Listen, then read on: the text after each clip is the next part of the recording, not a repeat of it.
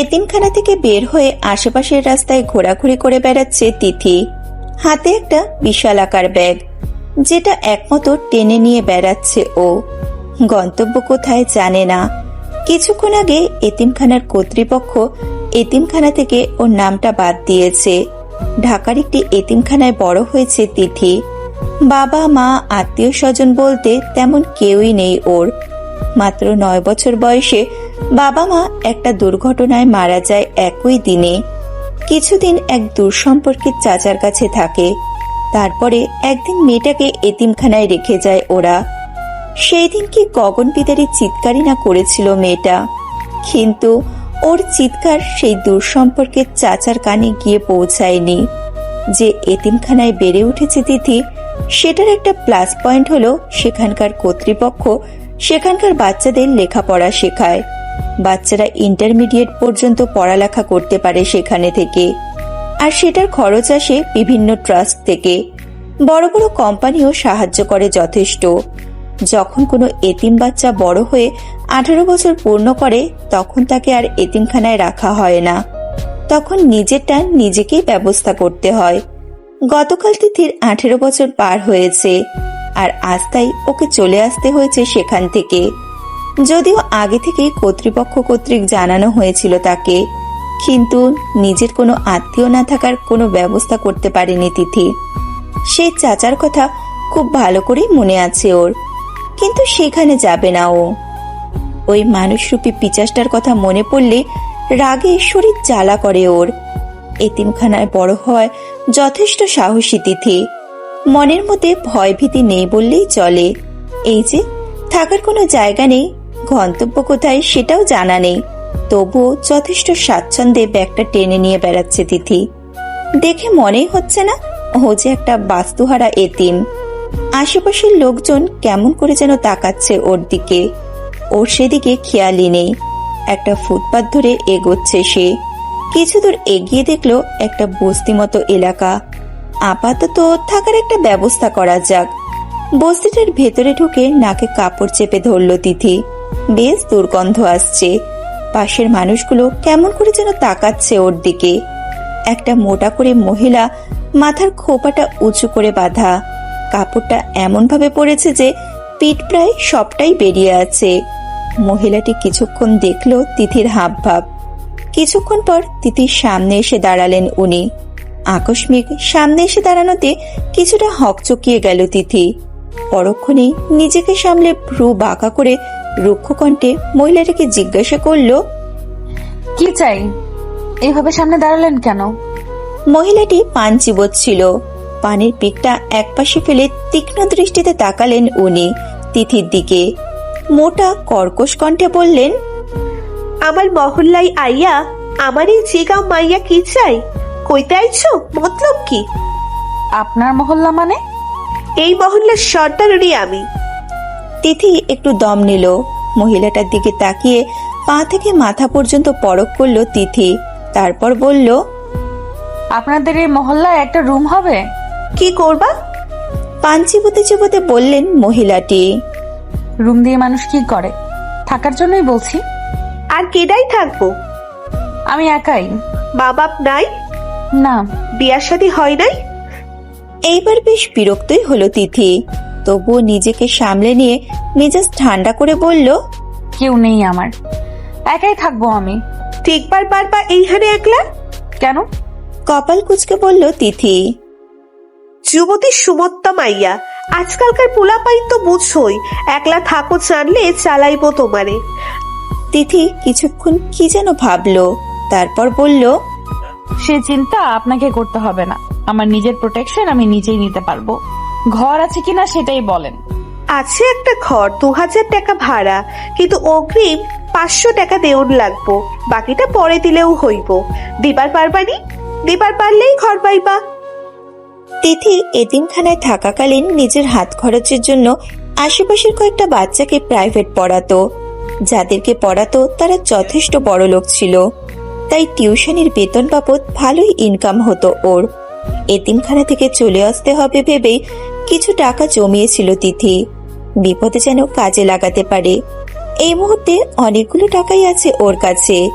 যা দিয়ে প্রায় 2 মাস কেটে যাবে ওর নির্বিঘ্নে। মহিলাটি চোরে ধমকিয়ে বলল, কি গো মাইয়া, সুপ মাইরা রইছো কে? টাকা থাকলে কও, ঘর দি, নাইলে আগে বাড়ো। ফাও পেশাল পারবার পারুম না। তিথি বলল, টাকা আছে আমার কাছে, আপনি ঘর দেন আগে। আহো আমার লগে। তিথি মহিলাটির পেছন পেছন গেল। মহিলাটি একটা ঘরের সামনে গিয়ে দরজাটা খুলে তিথিকে নিয়ে ঘরে গেল। ঘরটার অবস্থা খুবই খারাপ, চারিদিকে নোংরা। তিথিকে ঘরটা দেখিয়ে মহিলা বলল, থাকবার পারবা তো এইখানে? খুব পারবো। ঘরটা মনোযোগ সহকারে দেখতে দেখতে বলল তিথি, কেমনে থাকবা? তোমার লগে ওই ব্যাগটা ছাড়া দিয়ে কিচ্ছু নাই, কেমনে কি করবা? তিথি মহিলার কথাকে পাত্তা না দিয়ে ব্যাগ থেকে 2000 টাকা বের করলো। পুরোটাই মহিলার হাতে দিয়ে বলল, পুরো 1 মাসের ভাড়া অগ্রিম দিয়ে দিলাম, এনেন ধরেন। মহিলার তিথির দিকে পলকহীনভাবে তাকিয়ে থেকেই টাকাটা ওর হাত থেকে নিল। নরম গলায় তিথিকে বলল, কইতে আইসো মাইয়া তুমি? এতিমখানা থেকে। কেন, তোমার বাড়ি ঘর নাই? এতিমখানায় ছিলা কেন? এতিমখানায় মানুষ কেন থাকে খালা? মহিলাটি আর কিছু বলল না। মেয়েটার জন্য দরদ হতে লাগলো মহিলাটির। কিছুক্ষণ অপলক তাকিয়ে দেখলো সে তিথিকে। উচ্চতা প্রায় 5 ফুট 3 হবে। দেহের গড়ন যথেষ্ট ছিপছিপে। উজ্জ্বল শ্যামলা বর্ণের মেয়েটি, চোখ দুটো বড় টানা টানা। চেহারায় মায়া মায়া একটা ভাব আছে। মহিলাটাকে এক দৃষ্টিতে নিজের দিকে তাকিয়ে থাকতে দেখে তিথি বলল, কি দেখেন খালা? কই কিছু না তো। নিজের চোখ দুটো অন্যদিকে ফিরিয়ে নিল মহিলাটি। তারপর বলল, ওই যে সামনে ঘরটা দেখতাছো, ওইটা আমার ঘর। কিছু লাগলে আমারে ডাক দিও মাইয়া। আর কেউ কিছু কইলে বা পোলাপাইতে যদি বিরক্ত করে, তাইলে শুধু আমারে একবার ডাকবা। আমার নাম সমিলা। দেখবা এই সমিলা ওগুলো এমন হাল করুম সে বাপের জন্মে ভুলবার পারবো না। তিথি কিছু বলল না। মহিলাটি চলে যেতে লাগলো। কি যেন মনে করে আবারও পিছন ঘুরে বলল, কি গো মাইয়া, নাম কি তোমার? তিথি। ঘরটা দেখতে দেখতেই জবাব দিল তিথি। বিকেল পেরিয়ে প্রায় সন্ধ্যা নামতে শুরু করেছে। সারাদিন কিছু খাওয়া হয়নি। পেটের খিদে প্রাণ যায় যায় অবস্থা। তিথি দ্রুত বাইরে বেরোলো। বাজারে গিয়ে একটা বালতি, মগ, জগ, কয়েকটা হাঁড়ি পাতিল, বাটি, ঘটি, একটা মাদুর, কিছু হাট বাজার আর কিছু অত্যাবশ্যকীয় জিনিস কিনলো সে। হোটেলে গিয়ে 2টো রুটি আর একটু ডাল ভাজি কিনে নিয়ে রুমে ফেরত এলো সে। রুটি 2টো খেয়ে বালতি ভরে পানি এনে রুমটা ভালো করে পরিষ্কার করে ঝকঝকে করে ফেললো। মাদুরটা ফ্লোরে বিছিয়ে ব্যাগ থেকে একটা মোটা কাঁথা আর একটা চাদর বের করে এরপর বিছিয়ে নিল। সাথে একটা বালিশও আর একটা পাতলা কাঁথা একপাশে রাখলো গায়ে দেওয়ার জন্য। ব্যাস হয়ে গেল ওর থাকার জায়গা। রাতের খাবার জন্য টুকটাক তরিতরকারি কিনে এনে নতুন হাঁড়িতে চাপিয়ে চুলায় বসিয়ে দিল। শুরু হলো ওর নতুন দিন, নতুন যাত্রা। সারাদিনের অনেক ধকল গেছে ওর ওপর দিয়ে। বিছানায় গা এলিয়ে দিতে ঘুম বাবাজি এসে ওর চোখ দুটো দখল করে দিল। মাঝরাতে হঠাৎ করেই ধরফড়িয়ে ওঠে তিথি। আবারও সেই স্বপ্নটা দেখেছে ও, যেটা প্রায় প্রতি রাতেই দেখে থাকে সে। মোবাইলটা বের করে দেখে প্রায় 3টে বাজে। টিউশনের টাকা দিয়ে একটা বাটন সেট কিনেছিল তিথি, সেটাই বের করলো ও। আবারও শুয়ে পড়ল তিথি। ঘুম আসছে না। চোখ দুটো বন্ধ করে নিয়েছে যেন ঘুম আসে, কিন্তু না, চোখ শুধু সেই আসছে যে ছিল তার ছোটবেলার খেলার সাথী। চোখটা বন্ধ করলে এখনো ওর মুখটা চোখে ভাসে স্পষ্ট। তিথি জানে না সে এখন কোথায় আছে, জানে না কিরকম দেখতে হয়েছে। তিথি এও জানে না সেই বন্ধুটি তাকে মনে রেখেছে কিনা। তিথি শুধুই জানে এই বন্ধুটিকে সে প্রাণের চাইতেও বেশি মিস করে। শত কাকের কর্কশ ডাক, বস্তিবাসীর অকথ্য কুকথা আর হট্টগোলের শব্দে ঘুম ভাঙে তিথির। চোখ দুটো ডলতে ডলতে বাইরে বেরোয় সে। ওকে বের হতে দেখে জমিলা এগিয়ে এলো ওর দিকে, বলল, ঘুম কেমন হইল মাইয়া? জি খালা, ভালো হইছে। রাইতে কোনো সমস্যা হয় নাই তো? না, কোনো সমস্যা হয় নাই। ওদেরকে কথা বলতে দেখে বস্তির আরো কয়েকজন মহিলা এগিয়ে এলো ওদের দিকে।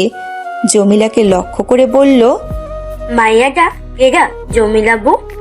আগে তো কোনদিন দেখি নাই, নয়া নাকি? হো, কাইলকাই উঠছো এই ঘরে। তিথির রুমের দিকে ইশারা করে বললেন জমিলা। বেলা 10টার দিকে ঘরের দরজা লাগিয়ে একটা ফাইল আর সাইড ব্যাগ হাতে নিয়ে বেরিয়ে গেল তিথি। ফাইলের ভিতর তার এসএসসি আর এইচএসসি সার্টিফিকেট আর কতগুলো তরকারি কাগজ। এগুলো নিয়ে বেরিয়ে গেল তিথি। উদ্দেশ্য চাকরি খোঁজা। সারাদিন এইদিক ওইদিক ঘোরাঘুরি করেও তেমন কোনো লাভ হলো না তিথির। কোথাও কোনো কাজ নেই। যে কয়েকটা কাজের সন্ধান ও পেয়েছে সেখানেই গিয়েছে, কিন্তু লাভ হয়নি। ওর যে শিক্ষাগত যোগ্যতা সেটা যায় না কাজের সাথে। স্নাতক সম্মান পাস ছাড়া কোনো জব নেই আজকাল। ইন্টার পাশে চাকরি খোঁজা আর মরিচিকার পিছনে ঘোরা প্রায় একই রকম মনে হচ্ছে তিথির কাছে। তবুও হাল ছাড়বে না তিথি। যেভাবেই হোক একটা কাজ ওকে জোগাড় করতেই হবে, না হলে চলবে কিভাবে? সারাদিন বাইরে ঘোরাঘুরি করে কাজের জন্য এইদিক ওইদিক ছোটাছুটি করে সন্ধ্যায় ক্লান্ত শরীর নিয়ে ঘরে ফিরেছে তিথি। শরীরটা বেশ দুর্বল লাগছে ওর। রান্না করতে ইচ্ছে করছে না। বেশ খিদেও পেয়েছে। পেটের খিদে পেটে নিয়ে বিছানায় গা এলিয়ে দিল তিথি। ঘুমেটা যে পাড়ি জমালো কিছুক্ষণের মধ্যেই। এশার আজানের কিছুক্ষণ পরই ঘুম ভেঙে গেল তিথির। আড়মোড়া দিয়ে উঠে বসলো ও। চারিদিকটাই কিছুক্ষণ চোখ বুলিয়ে বাইরে গিয়ে দাঁড়ালো তিথি। ওর ঘর থেকে কিছুটা দূরেই একটা জটলা বাঁধা। কি হচ্ছে বুঝতে চেষ্টা করলো ও। কিছু বোঝার আগেই সেই জটলা থেকে একটা বিদঘুটে কণ্ঠ ভেসে আসলো। ওই দেখ কি সুন্দর মায়া, নয়া মাল মানা হইতেছে। আয় তো দেখি মালটা কেডা। আরো কয়েকজন একই কথার তালে তাল মিলালো। তিথি দাঁড়িয়ে আছে এখনো। কয়েকজন ছেলে এগিয়ে এলো তিথির কাছে। দেখেই বোঝা যাচ্ছে মা বাবার অবাধ্য হয়ে উচ্ছন্নে যাওয়া বখাটে ছেলে ওরা। তাসের আড্ডা দিচ্ছিল, জুয়া খেলছিল হয়তো। ওদেরকে আসতে দেখে তিথি নিজের ঘরের দিকে পা বাড়ালো। সাথে সাথে একটা ছেলে বলে উঠল, ওই মায়া দাঁড়া, যাস কই? আমরা আইতেছি, দেহস নাই? তিথি দাঁড়িয়ে গেল।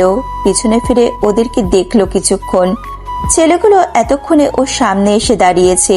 তিথি বলল, আমাকে দিয়ে আপনাদের কি দরকার? দরকার মেলা। নাম কি তোর? নতুন আমদানি নাকি? ভদ্রভাবে কথা বলুন। শক্ত গলায় বলল তিথি। ছেলেগুলো হু হু করে হেসে দিল।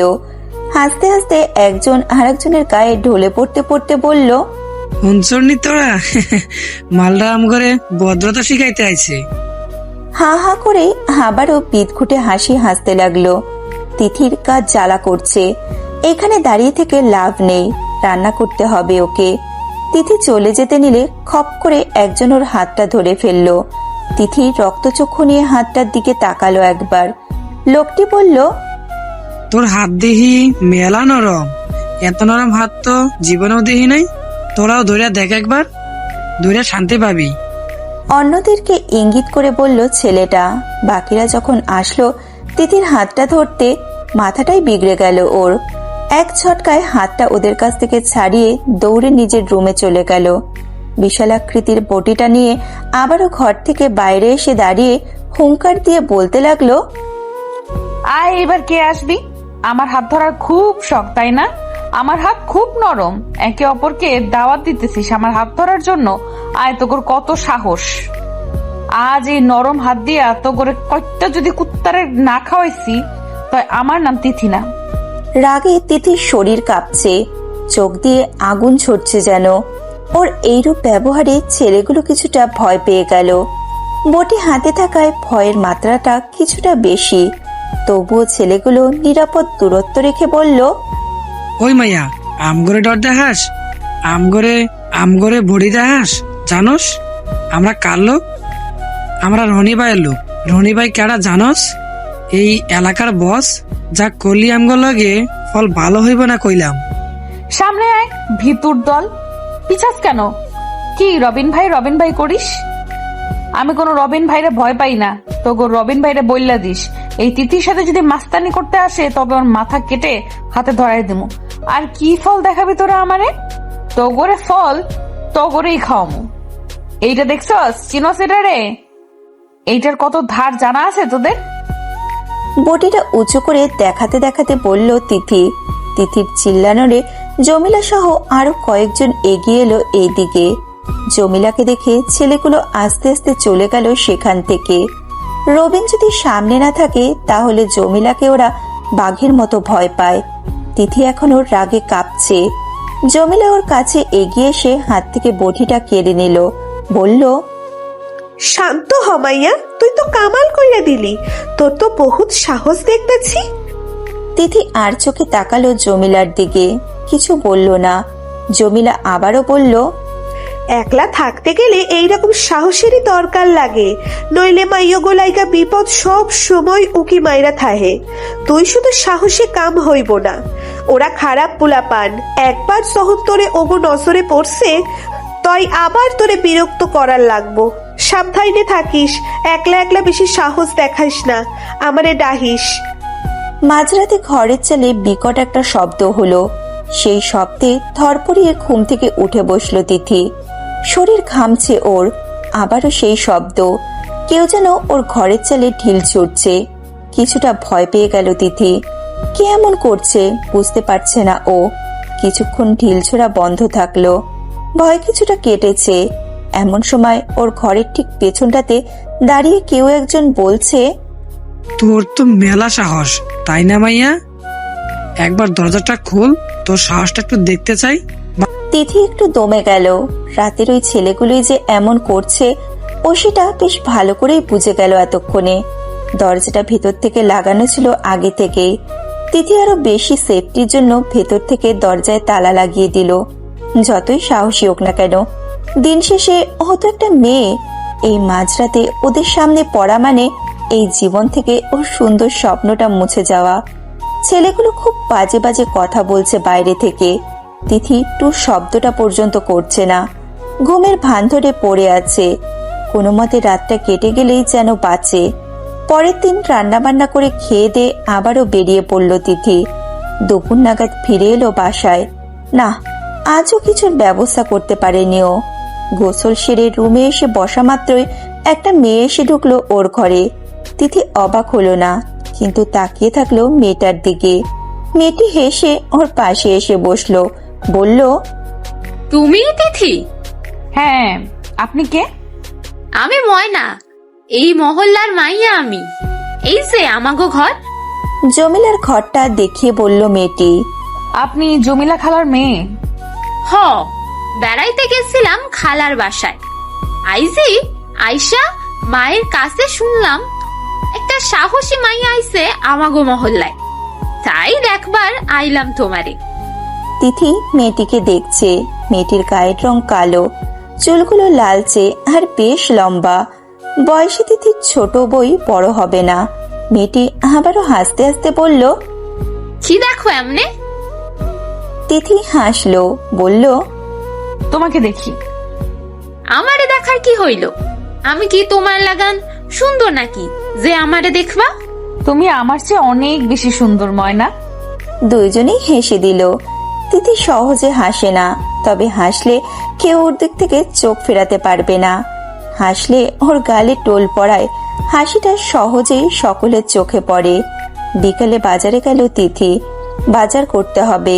বাজার থেকে ফেরার পথে তিথি দেখলো রাস্তার একপাশে গতকালের ছেলেগুলো বসে তাস খেলছে। ওদের সাথে আজ আর একটা ছেলে আছে। চোখে কালো চশমা পরে হাতে একটা সিগারেট নিয়ে একটা কাঠের টুকরোর উপর বসে আছে। পাশে একটা ছোট্ট পিচ্চি ওর হাত আর ঘাড় মালিশ করে দিচ্ছে। দেখে মনে হচ্ছে দলের লিডার ছেলেটা। এই ছেলেটাকে গতকাল দেখেনি তিথি। তিথি চোখ সরিয়ে নিল। দ্রুত সেখান থেকে যাওয়ার চেষ্টা করছে সে।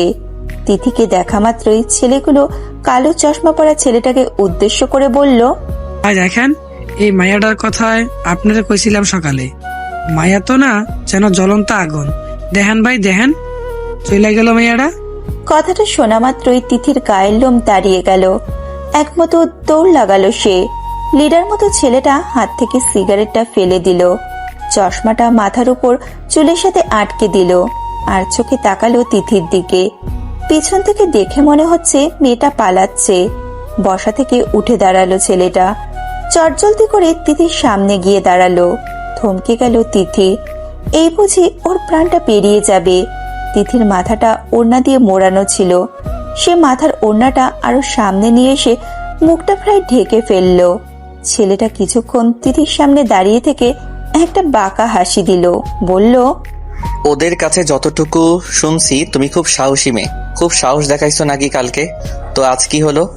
আমারে দেখে সাহস কি ফুরুত করে উড়ে গেল নাকি? তিথি কথার কোনো জবাব না দিয়ে ছেলেটাকে পাশ কেটে চলে যেতে নিল। তখনই তিথির ওড়নাটা ধরে হ্যাচকা টান দিল ছেলেটা, যার দরুন ওড়নাটা তিথির শরীরে আর থাকেনি, পুরোটাই ছেলেটার হাতে চলে গেছে। ছেলেটা ওড়নাটা হাতে পেঁচাতে পেঁচাতে তিথির সামনে এসে দাঁড়ালো।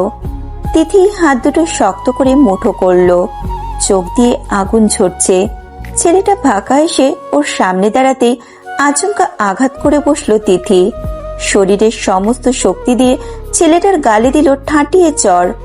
আকস্মিক থাপ্পড় খাওয়ায় ছেলেটা একটু নড়ে গেল, কিন্তু পড়ল না। মাথায় আগুন ধরে গেছে ছেলেটির। চট করে তিথির মাথার চুল মুঠি করে ধরে ফেললো ছেলেটি। কষে কয়েকটা থাপ্পড় দেবে সে, এমন সময় তিথির চোখ দুটো খিচে বন্ধ করে ফেললো।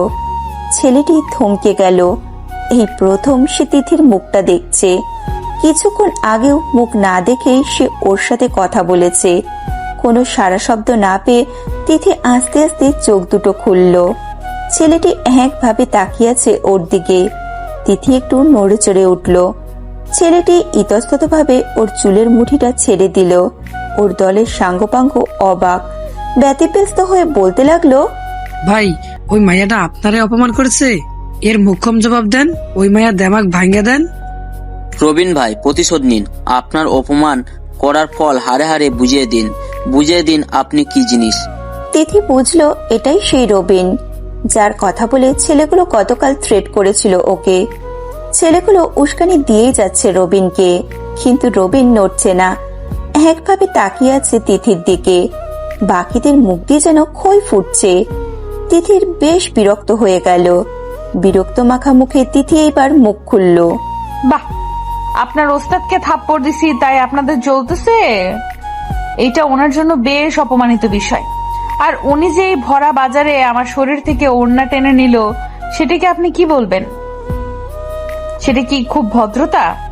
আর কাল সারা রাত আপনাদের জ্বালায় আমি ঘুমাতে পারিনি, সেটাকে কি বলবেন? আপনি বলুন, কি বলবেন সেটাকে? ছেলেটিকে বলল তিথি। বেশ তো উস্তাদ সেজে বসে আছেন। উস্তাদের কাজ কি জানেন? নিজের সাঙ্গপাঙ্গকে মেনটেন করা। আপনার এই সাঙ্গপাঙ্গর জন্য কাল সারা রাত আমি ঘুমাতে পারি নাই। সারা রাত আমার ঘরের চালে ঢিল ছুটছে, আর আজ আপনি এসে আমার ওড়না টেনে নিলেন।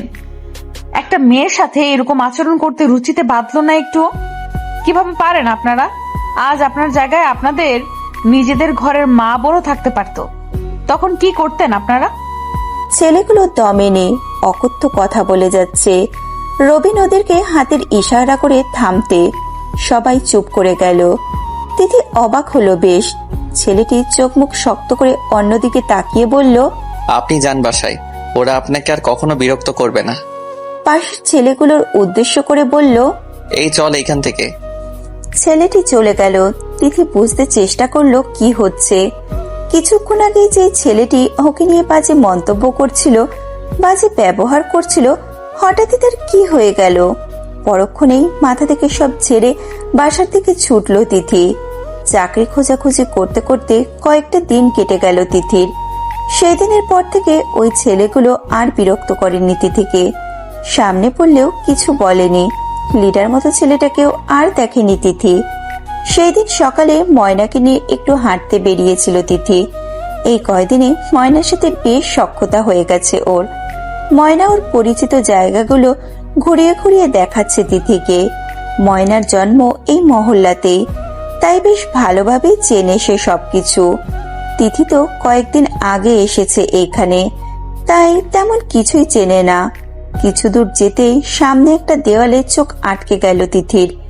দেওয়ালে একটা কাগজ লাগানো, সেটাতে একজন প্রাইভেট টিচার চেয়ে বিজ্ঞাপন দেওয়া হয়েছে। পোস্টারে এও উল্লেখ আছে যে টিচার অবশ্যই কোনো মেয়ে হতে হবে। ফোন নাম্বার দেওয়া আছে সেখানে। তিথি ফোনটা বের করে চট করে নাম্বারটা টুকে নিল, কিন্তু কল করলো না। বাসায় ফিরে কল করবে। এই মুহূর্তে কোনো চাকরি না পাওয়ায় টিউশনিটা খুব ভালোই হবে। বাসায় ফিরে রুমটা পরিষ্কার করতে লাগলো তিথি। বস্তির রুম যতই পরিষ্কার করুক না কেন অপরিচ্ছন্নই লাগে। আশেপাশেও বাজে দুর্গন্ধ। একটা চাকরি জোগাড় করতে পারলে এখান থেকে চলে যাবে তিথি। রাতের কাজকর্ম সেরে ফোনটা হাতে নিয়ে বসলো তিথি। নাম্বারটায় কল করবে এমন সময়ই বাইরে হট্টগোল শোনা গেল। দিন আর রাত বলতে কিছুই নেই, সারাক্ষণই বস্তিতে হট্টগোল লেগেই থাকে। তিথি সেই চিন্তা বাদ দিয়ে নিজের কাজে মন দিল, কিন্তু না, বাইরের চেঁচামেচির আওয়াজ বেড়েই চলেছে। ফোনটা বিছানায় রেখে বাইরে বেরোলো তিথি। জমিলার রুমের সামনে বেশ বড়সড় একটা জটলা। কেউ একজন আর্তনাদ করে কাঁদছে। কণ্ঠটা পরিচিত মনে হতে লাগলো তিথির কাছে। আর একটু সামনে এগোতেই দেখলো জমিলা বিলাপ করে কাঁদছে। আশেপাশের মানুষগুলো কিছু একটা ব্যাপার নিয়ে বাজে বাজে কথা বলছে। তিথি বোঝার চেষ্টা করছে কি হয়েছে। পাশে দাঁড়িয়ে থাকা একজন অর্ধবয়স্ক মহিলাকে জিজ্ঞেস করতে জানতে পারলো জমিলার মেয়ে ময়না সেই দুপুরের আগে বাইরে গিয়েছিল, এখনো ফেরেনি। বেশ অবাক হলো তিথি। আজ সকালেই সে ময়নাকে নিয়ে ঘুরে বেরিয়েছে। অজানা কোনো ভয়ে আশঙ্কায় জমিলা নিজের মেয়ের জন্য কাঁদছে। অনেকেই অনেক বাজে কথা বলছে, কেউ আবার ময়নার চরিত্র নিয়েও কথা তুলছে। রাত প্রায় 11টা ছুঁই ছুঁই। ময়না এখনো ফেরেনি। ময়নার জন্য বড্ড খারাপ লাগছে ওর। সে চিন্তাতেই আর টিউশনির ফোনটা করা হয়ে ওঠেনি। আরো প্রায় আধা ঘন্টা কেটে গেল। তিথি জমিলার মাথায় পানি ঢালছে। বেচারি হেঁচকি তুলে কাঁদছে। কিছুক্ষণ পর পর প্রায় বেহুশ হয়ে যাচ্ছে। বস্তির অনেকেই ময়নাকে খুঁজে বেড়াচ্ছে, কিন্তু কেউই এখনো কোনো খবর পায়নি। একটা বাইকের শব্দে সামনে তাকালো তিথি। সেই রবির নামের ছেলেটা এসেছে। আশ্চর্য ব্যাপার হলো রবিনের বাইকের পেছন থেকে ময়না নামছে। মাথাটা নিচু করে সামনে এগোতে লাগলো ও। ময়নাকে নামিয়ে আর এক মুহূর্ত দাঁড়ালো না সে, চলে গেল সাথে সাথেই। জমিলা মেয়েকে দেখে যেন প্রাণ পেল। দৌড়ে গিয়ে মেয়েটাকে জড়িয়ে ধরে হাউমাউ করে কাঁদতে লাগলো। তিথির দৃষ্টি তখনও রবিনের যাওয়ার দিকে। খুব রাগ লাগছে ওর রবিনের প্রতি। ও নিশ্চয়ই কিছু করেছে ময়নার সাথে। ওরা হচ্ছে সমাজের ভাইরাস। ওরা কখনো মানুষের ক্ষতি ছাড়া ভালো কিছু করতে পারে না। আশেপাশের মানুষগুলো কানাকানি শুরু করে দিয়েছে। একটা ছেলের সাথে এত রাতে ময়না ফিরেছে, ব্যাপারটা সুবিধার না। জমিলা ময়নাকে সামনে বসিয়ে কাঁদতে কাঁদতে বলছে, কই গেছিলি মা? এত রাত করলি কেন? তোর লাইগা আমার কত চিন্তা হইতাছিল, তোরে কেমনে বুঝাই আমি। আবারও হু হু করে কেঁদে দিল জমিলা। ময়না কিছু বলতে যাবে, ঠিক তখনই একজন রোগা পাতলা মাঝবয়সী লোক এসে ময়নার চুলের মুঠি ধরে ময়নাকে আচমকাই হ্যাচকায় টান মারল। টানের বেগ এতটাই ছিল যে ময়না ছিটকে গিয়ে পড়ল তিথির পায়ের সামনে। তিথির পায়ের সামনে পড়ে ময়না হসফুটে গোঙাচ্ছে। তিথি সেটা সহ্য করতে না পেরে ময়নাকে টেনে তুলতে লাগলো। সেই লোকটা আবারও এসে হ্যাচকার টানে ময়নাকে নিয়ে গেল। এলোপাথারি মারতে লাগলো ময়নাকে। ময়না কেঁদেই যাচ্ছে।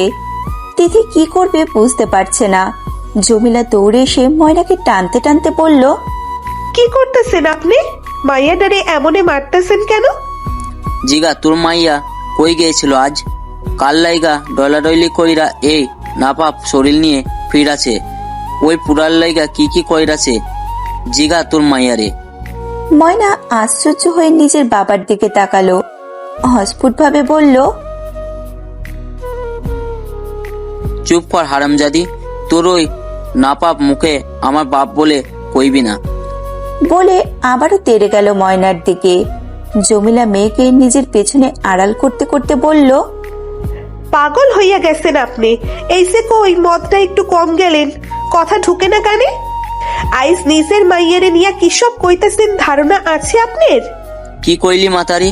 আমি মদ গিলি ভালো করি, তাতে তোর বাপের কি? মদ খাবো, গেঁজা হবো, যা ইচ্ছা তাই খাবো, তোর জলে কেন? ওই মায়ারে জিগা কই আছে। জমিলা রক্তবর্ণ চোখে একবার নিজের স্বামীর দিকে তাকিয়ে পরক্ষণেই নিজের মেয়ের দিকে ফিরলেন। রেগেই মেয়েকে জিজ্ঞাসা করলেন, কই ছিলি সারাদিন? এত রাইতে ওই পুলারে নিয়ে আইলি কেন? কি আকাম করছোস? মায়ের কথায় ময়না কেঁদে দিল। কাঁদতে কাঁদতে বলল, ওই রবিন ভাই আইস আমারে বাঁচাইছে মা, না হলে আমার মরা লাশটাও বোধহয় কোনোদিন খুঁজা পাইতা না তোমরা। মেয়ের কথায় আশ্চর্য হয়ে গেল জমিলা আর ওর স্বামী। তিথিও যেন অবাক হওয়ার চূড়ান্ত সময় পৌঁছে গেল। পরের দিন সকালে খাওয়া দাওয়া শেষে ফোনটা হাতে নিল তিথি। কল দিবে কি দিবে না এই ভেবে কলটা দিয়েই দিল। রিং হতে হতে একটা সময় কেটে গেল, কেউ ধরল না। আবারও ডায়াল করলো তিথি। 2 বার রিং বাজতেই ফোনটা রিসিভ করলো কেউ। সামান্য কেশে ধীরে ধীরে তিথি বলল, হ্যালো, জি, কে বলছেন আপু? একটা সুরেলা মিষ্টি কণ্ঠধারী একটা মেয়ে জবাব দিল। তিথি ভনিতা না করে বলল, আসলে আমি এটা বিজ্ঞাপন দেখেছিলাম, আপনাদের হয়তো কোনো প্রাইভেট টিচার নেই, সেজন্যই কল দিয়েছি। ও আচ্ছা, আপনি অপেক্ষা করুন, আমি আপুকে ডেকে দিচ্ছি। তিথি অপেক্ষা করলো। কিছুক্ষণ পর কেউ একজন এসে ফোনটা ধরলো। আপনি পড়াতে চান প্রাইভেট? সেই জন্যই তো ফোনটা দেওয়া। আচ্ছা, ফোনে কথা না বলে আমরা সরাসরি কথা বলি। কিভাবে? আপনাকে আমি আমার বাসার অ্যাড্রেস দিচ্ছি, এই ঠিকানায় চলে আসুন বিকেলে, তখনই কথা হবে। আচ্ছা। একটা ভালো 3 পিস পরলো তিথি। ব্ল্যাক আর ব্লু কম্বিনেশনের জামাটা। মাথাটা সুন্দর করে বেঁধে হিজাব করে নিল। মুখে একটুখানি ক্রিম দিয়ে, ঠোঁটে হালকা পিঙ্ক কালারের লিপস্টিক দিয়ে চোখে কাজল টেনে নিল। ছোট আয়নাটাতে আরেকবার পরখ করে নিল নিজেকে। একদম পারফেক্ট লাগছে নিজেকে। সাইড ব্যাগটা হাতে নিয়ে দরজায় তালা ঝুলিয়ে বেরিয়ে পড়ল তিথি। ওই মহিলার দেওয়া অ্যাড্রেস মতো এগোচ্ছে তিথি। কিছু দূর যেতেই দেখলো ওই রবিন নামের ছেলেটা রাস্তার পাশে বাইকের উপরে শুয়ে আছে। কারোর পায়ের শব্দে চোখ মেলে তাকালো রবিন। তিথিকে দেখতে পেয়ে তাড়াহুড়ো করে উঠে পড়ল বাইক থেকে। তিথির দিকে তাকিয়ে খুবই গভীরভাবে কিছু একটা পর্যবেক্ষণ করতে লাগলো সে, যেটা খুবই অসহ্য লাগলো তিথির কাছে। বিরক্তি নিয়ে চোখ সরিয়ে আরো জোরে হাঁটা শুরু করলো সে। কিছুটা এগিয়েই রিক্সা পেয়ে গেল তিথি। সেটাতেই উঠে পড়ল। রবিন পিছনে আছে কিনা দেখার জন্য পিছনে তাকালো সে। এইসব বকাটে ছেলেদের বিশ্বাস নেই। না, রবিন আগের জায়গাতেই বসে আছে, তবে দৃষ্টি তিথির দিকে। বাসার সামনে এসে রিক্সা থেকে নেমে ভাড়া দিয়ে বিদায় দিল রিক্সাওয়ালাকে। একটা বড় গেটের দিয়ে ভিতরে ঢুকে চোখ ছানা বড়া হয়ে গেল তিথির। এত বড় বাসা, সামনে 2 পাশে দুটো ফুলের বাগান। দেখেই বোঝা যাচ্ছে বাগানটা খুব যত্ন নেওয়া হয়। বাসার একপাশে অনেকগুলো ফলের গাছও আছে। সারি পেতে দাঁড়িয়ে আছে সেইগুলো। তিথি এক পা করে এগোতে লাগলো সামনে। এমন সময় কোত্থেকে একটা কুকুর এসে তিথির সামনে দাঁড়িয়ে হুঙ্কার করতে লাগলো। তিথি ভীষণ ভয় পেয়ে গেল। তিথির অবচেতন মন শুনতে পাচ্ছে কুকুরটা ওকে বলছে, কোন সাহসে এইখানে আসছিস তুই? আমার কাছ থেকে অনুমতি না নিয়ে কেমন করে ঢুকলি বাসায়? আজ তোর একদিন কি আমার একদিন। তোরে আজ আমি আমার কুত্তা বন্ধুদের নিয়ে একসাথে আহার করমু। আমাকে কুত্তা সমাজে তোর আজ বলি দিমু। কুকুরটি এখনো ঘেউ ঘেউ করেই যাচ্ছে। তিথি ঢোক গিলে এক পা করে পিছোচ্ছে। কুকুরটি তেড়ে আসতে লাগলো ওর দিকে। তখনই একটা বাচ্চা মেয়ের মিষ্টি গলা ভেসে আসলো। সে বলল, হেই টমি, শি ইজ আওয়ার গেস্ট, ওকে ছেড়ে দাও। গেস্টদের সাথে বাজে বিহেভ করলে আমাদের বদনাম হবে, যাও এখান থেকে। কুকুরটি কি বুঝলো কে জানে, মাথাটা নিচু করে সেখান থেকে চলে গেল। তিথি যেন হাঁপ ছেড়ে বাঁচল। শান্তির নিঃশ্বাস নিয়ে পাশে দাঁড়িয়ে থাকা মেয়েটির দিকে তাকালো তিথি। বয়স বড় জোর 10 হবে। তিথির সামনে দাঁড়িয়ে কোমরে 2 হাত বেঁধে তীক্ষ্ণভাবে তিথিকে দেখছে সে। কত কিউট লাগছে মেয়েটাকে তিথির কাছে। তিথি কিছু না ভেবে মেয়েটার গাল ধরে টেনে দিল। মেয়েটি বিরক্তি নিয়ে বলল, উফ, গাল ছেড়ে দেবে নাকি? কে তুমি? তিথি ভ্রু কুঁচকে মেয়েটিকে বলল, আমাকে চিনো না? তাহলে কুকুরটিকে মিথ্যা কেন বললে যে আমি তোমাদের গেস্ট? সেটা না বললে ও তোমাকে কাঁচা খেয়ে ফেলতো। তিথি হেসে বলল, নাম কি তোমার মিষ্টি মেয়ে? ইভানা। নামটা শুনে তিথির বুকে একটা ধাক্কা লাগলো। এই নামটা ওর বেশ পরিচিত মনে হলো। মেয়েটি তিথিকে কিছুক্ষণ দেখে বলল, মাম্মি বোধহয় তোমার কথাই বলছিল। তুমি কি মাম্মির সাথে দেখা করতে এসেছো?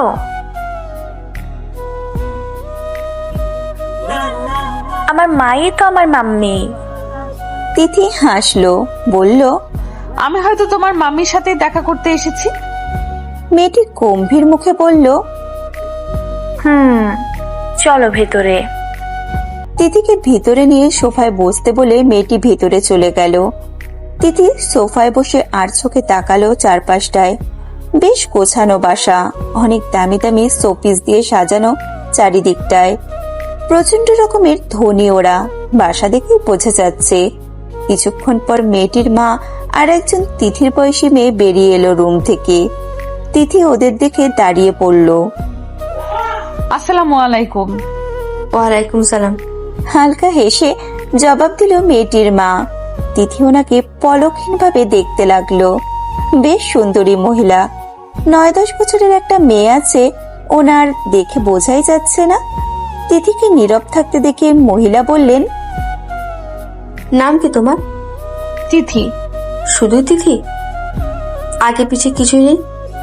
তিথি হাসলো, বলল, যার আগে পিছে কোনো শক্ত খুঁটি নেই, তার নামের আগে পিছে কিছু থাকলেই কি আর না থাকলেই বাকি। মানে? অবাক হয়ে বললেন মহিলাটি। তিথি মেহবুব। পাশে থাকা মেয়েটি বলল, তোমাকে দেখে তো মনে হচ্ছে তুমি আমার বয়সী হবে, পারবে পড়াতে? কাকে পড়াতে হবে? আমার মেয়ে ইভানার জন্য টিচার খুঁজছিলাম। ও এবার ক্লাস 5-এ পড়ে। ও অবশ্য আরো কয়েক জায়গায় প্রাইভেট কোচিং করে, কিন্তু এই বছরটা খুবই ইম্পর্টেন্ট ওর জন্য, তাই আমরা এক্সট্রা ভাবে ওকে সময় দিতে চাচ্ছি। মেয়েটির মা বলল, আমি আগেও অনেককে প্রাইভেট পড়িয়েছি, আশা করছি পারবো। ও কিন্তু ইংলিশ মিডিয়ামে পড়ে, ওর পড়াটা আলাদা। তিথি হাসলো। মহিলাটি বলল, তুমি কিসে পড়ো? অনার্সে অ্যাডমিশন নিয়েছি এবার, ক্লাস শুরু হয়নি এখনো। আমার বোন রিয়ানা অনার্সে পড়ে। সেও পারত ওকে পড়াতে, কিন্তু নিজের আন্টির কাছে সে পড়তে চায় না। তাই আমরা বিজ্ঞাপন দিয়েছি বাইরে, ওকে 2 বেলা পড়াতে হবে তোমায়। সকালে একবার আর বিকেলে একবার। সপ্তাহে 1 দিন তো বন্ধ থাকবেই। তোমার প্রয়োজন মতো ছুটিও পাবে। মাসে 6,000 টাকা দিব বেতন বাবদ। যদি রাজি থাকো তবে আগামীকাল থেকেই পড়াতে পারো। এই মুহূর্তে তিথির কাছে এই অফারটা যেন মেঘনা চাইতেও বৃষ্টির মতো মনে হলো। আরো কিছুক্ষণ আলোচনা পর্ব সেরে ঠিক হলো প্রথম শিফট সকাল 6টা থেকে 7টা আর দ্বিতীয় শিফট বিকাল 5টা থেকে সন্ধ্যে 6টা পর্যন্ত পড়াবে। আরো কিছুক্ষণ কথাবার্তা বলে চলে এলো তিথি। এই তিথি, ওই বউ বোতলটা আমাকে দে। না, এইটা আমার পুতুল, আমি দিব না কাউকে। মুখ বাঁকা করে বলল তিথি। পরক্ষণেই কিছু একটা ভেবে আবারও বলল, যদি তোমার ওই বর পুতুলটা আমাকে দাও তাহলেই আমি তোমাকে এই বউ পুতুলটা দিব। ছেলেটি কিছুক্ষণ কি যেন ভাবলো, তারপর হেসে বলল, শোন, তোর এই বউ পুতুলটার সাথে আমি আমার বর পুতুলটার বিয়ে দেই, চল। বিয়ে দিলে কি হবে? অবাক হয়ে বলল তিথি। ওদেরকে বিয়ে করাবো আমরা, তারপর আমার বর পুতুলটা তুই নিবি আর তোর বউ পুতুলটা আমি নিব, বুঝলি? তিথি হেসে বলল, আচ্ছা। অবশেষে পুতুলের বিয়ে সম্পন্ন করে নিজেদের মধ্যে পুতুল বদল করে নিল ওরা। ছেলেটি বলল, তুই বড় হলে তোর তো বিয়ে হয়ে যাবে, আমিও বিয়ে করব, তখন কি হবে? অবাক হয়ে তিথি বলল, কি হবে? শোন, আমরা যদি অন্য কাউকে বিয়ে করি তখন ওরা যদি আমাদের পুতুলটা কেড়ে নেয় আর যদি কখনো ফেরত না দেয়। নিজেদের প্রিয় পুতুল হারানোর ভয়ে জেগে বসলো দুজনের মাথায়। তিথি একটা বুদ্ধি বের করে বলল, শোনো, আমরা অন্য কাউকে বিয়ে করব না, তুমি আমারে বিয়ে করবা আর আমি তোমারে বিয়ে করব, তাহলে আর কেউ আমাদের পুতুল আমাদের কাছ থেকে নিতে পারবে না।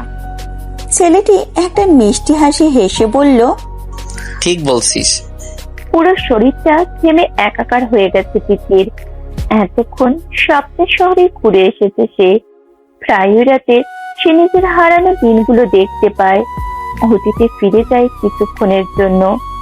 যতক্ষণ স্বপ্নে থাকে ততক্ষণ যেন সবই ঠিক থাকে। ঘুমটা ভেঙে গেলে মনটা ব্যথায় ভরে যায় তিথির। পুরনো সেই বন্ধুটাকে বেশ মনে পড়ে তিথির। সেই বন্ধুটি ওর অস্তিত্বে মিশে আছে, কিন্তু এই অস্তিত্বের খোঁজ কি তিথি কখনো পাবে? কেন হারিয়ে ফেললো ওর প্রাণপ্রিয় বন্ধুটাকে? কেন একটা ঝড় এসে সবটা হলুদ পালট করে দিল? চোখ দুটো ভিজে গেছে তিথির। ঘরের লাইটটা জ্বালিয়ে নিজের বিশাল ব্যাগটার কাছে গেল।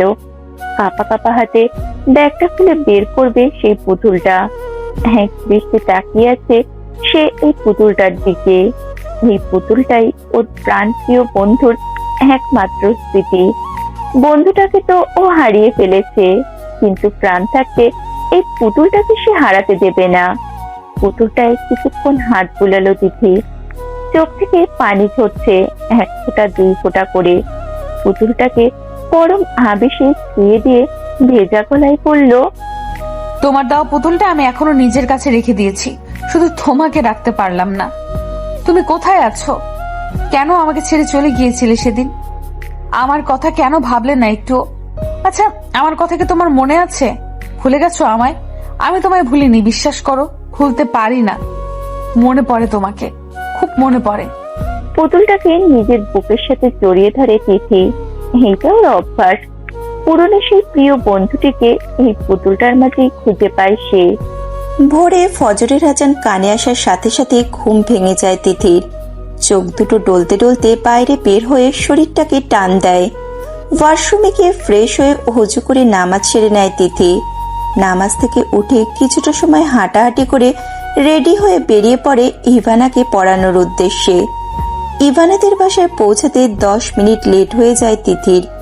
সবার সাথে সৌজন্যতামূলক ব্যবহার করে ইভানার রুমে গিয়ে ওকে পড়াতে শুরু করে। ইভানা মেয়েটা খুবই মিষ্টি একটা মেয়ে, 8-10টা বাচ্চাদের মতো ইচড়ে পাকা নয় মোটেও। পড়ালেখাতেও বেশ ভালো মেয়েটা। একদিনেই বুঝে গেছে তিথি। ইভানা পড়ার এক ফাঁকে তিথির দিকে তাকায়। তিথি তাকিয়ে আছে ওর দিকে। ইভানা বলে, কি দেখেন ম্যাম? তিথি কিছুটা নড়ে চড়ে বলে, কই কিছু দেখি না তো, তুমি পড়ো। ইভানা আবারও পড়ায় মনোযোগ দেয়। কিছুক্ষণ পর ইভানার মা একটা ট্রেতে করে 1 বাটি বিস্কিট আর 1 কাপ চা নিয়ে এলো। তিথি ভদ্রতার সহিত বলল, এগুলোর দরকার নেই ম্যাম। দরকার না থাকলে কি খাওয়া যায় না? আমরা সবসময় যা করি সবকিছুই কি দরকারের জন্য করি? তিথির খুব ভালো লাগলো কথাটা। আসলেই মানুষ যা করে সবকিছু দরকারে করে না, কখনো কখনো পরিস্থিতি বাধ্য করে। আর আমাকে ম্যাম ডাকবে না, বুঝলে? তুমি আমার ছোট বোনের বয়সী, আমাকে আপু ডাকতে পারো, চাইলে ভাবিও ডাকতে পারো। তিথি হাসলো, কিছু বলল না। ইভানার পড়া শেষ করে ইভানার মায়ের কাছে বিদায় নিয়ে চলে এলো তিথি।